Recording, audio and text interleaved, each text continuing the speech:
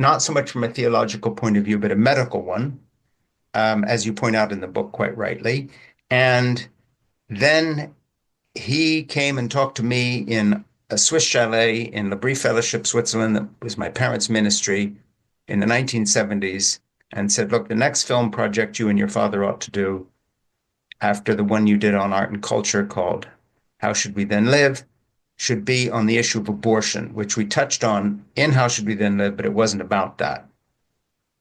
He and I spent an evening together, and then he stayed for a few days. And by the time he left, he had roughed out with me a kind of a script proposal that I then presented to my dad. And then we made this film series called Whatever Happened to the Human Race, which then played a big part in getting a lot of evangelical Protestants politicized when it came to this issue. And in fact, it became a kind of a litmus test that survives to this day as part of the religious right.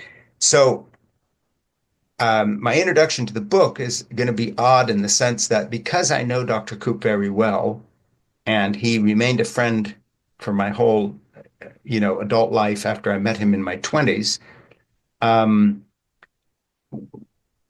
when you read a book that is about someone you know, and you're mentioned in it quite a bit, which I am, and your father is, of course, you judge the rest of the content based on what you know well. It's like having someone describe the neighborhood where you grew up. If they get the details right, you'll trust their descriptions on other things.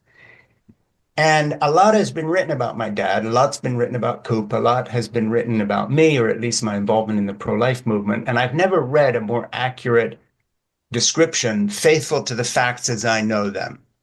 So this book comes with my highest recommendation on two levels. First of all, this is an important part of American history, literally ripped from the headlines, because with